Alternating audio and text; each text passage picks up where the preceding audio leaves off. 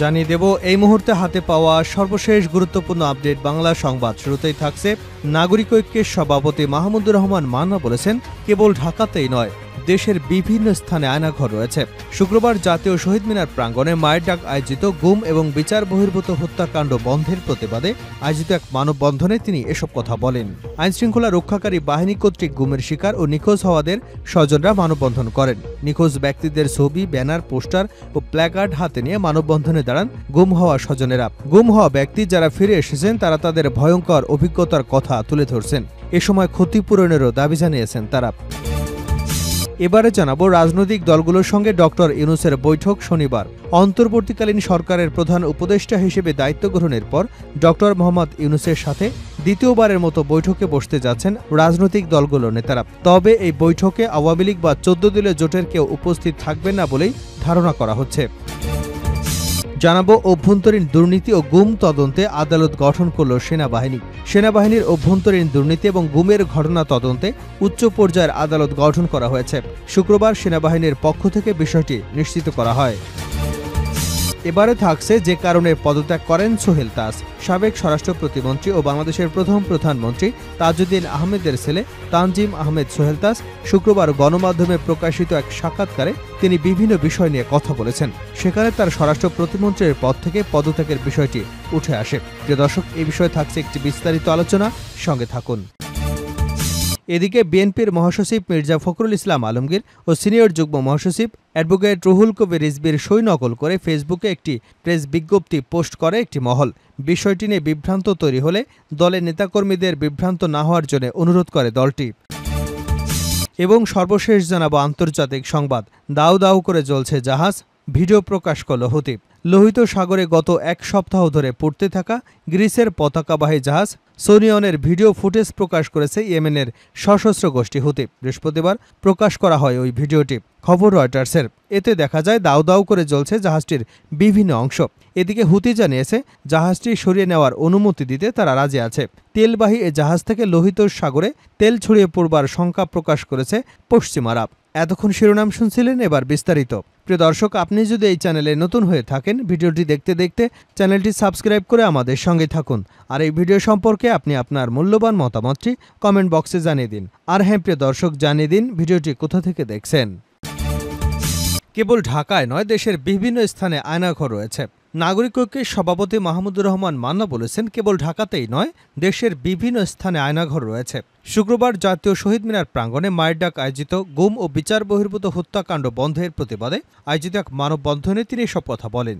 আইনশৃঙ্খলা রক্ষাকারী বাহিনী কর্তৃক গুমের শিকার ও নিখোঁজ হওয়াদের স্বজনরা মানববন্ধন করেন। নিখোঁজ ব্যক্তিদের ছবি, ব্যানার, পোস্টার ও প্ল্যাকার্ড হাতে নিয়ে মানববন্ধনে দাঁড়ান স্বজনরা। গুম হওয়া ব্যক্তি যারা ফিরে এসেছেন তারা তাদের ভয়ঙ্কর অভিজ্ঞতার কথা তুলে ধরেছেন। এ সময় ক্ষতিপূরণের দাবিও জানিয়েছেন তারা। মাহমুদুর রহমান মান্না বলেন, 5 অগাস্টের পর নতুনভাবে যে জাগরণ তৈরি হয়েছে এটিকে অনেকেই স্বাধীনতা বলে আখ্যায়িত করেছেন। কিন্তু এমন সময়েও যদি স্বজনহারা ব্যক্তিরা তাদের স্বজনদের ফিরে না পায় তাহলে এই স্বাধীনতা ব্যর্থ হয়ে যাবে।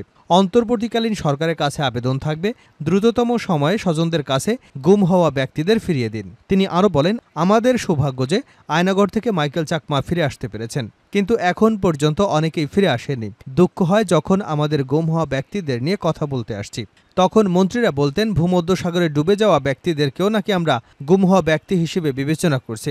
গণমাধ্যমের কাছে অনুরোধ থাকবে, বিগত সময় থেকে শুরু করে আপনাদের কাছে গুম হওয়া যত খবর আছে সবগুলো প্রকাশ করুন, যা দেশপ্রেমিক হিসেবে এক গুরুত্বপূর্ণ দায়িত্ব।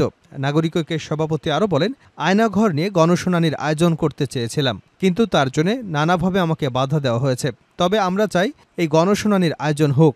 গুমসহ অবৈধ হত্যাকাণ্ডের জন্য দায়ী প্রত্যেক ব্যক্তির বিচার আমরা নিশ্চিত করতে চাই। তারা কেবল মানুষই গুম করেনি, পুরো গণতান্ত্রিক ব্যবস্থাকে গুম করে দিয়েছিল।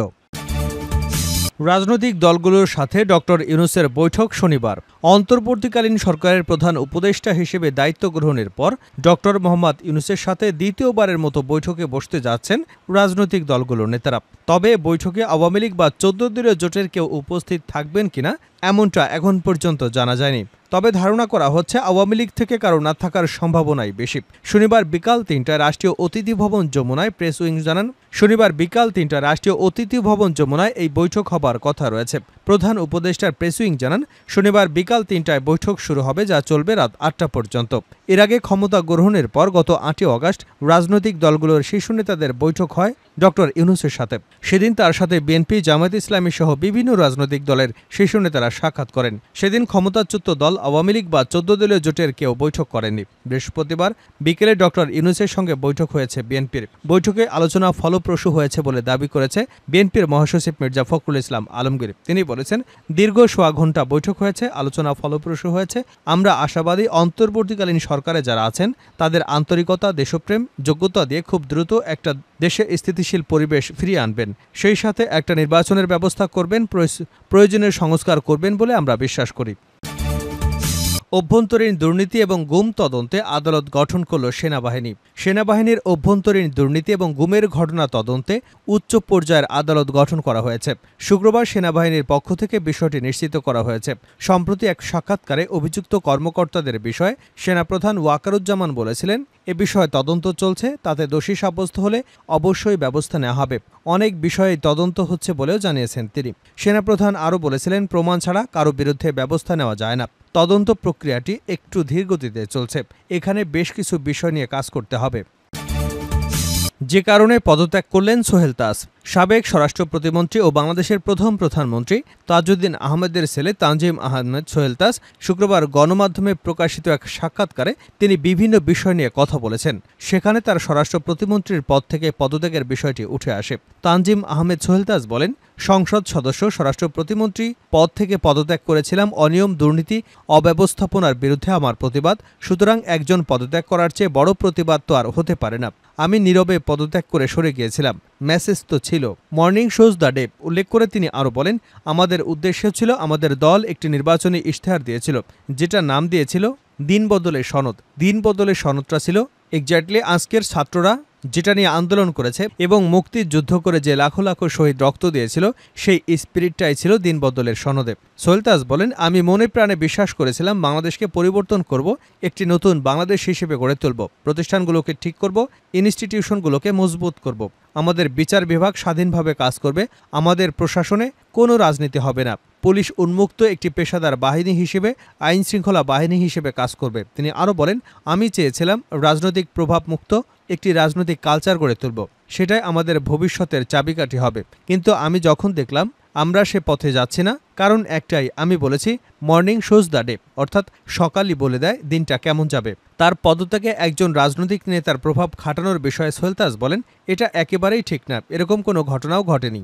যে আমার উপরে কেউ আক্রমণ করবে, এরকম হয়নি। এটা কে বা কারা বলেছেন এটা ঠিক আমি জানি না।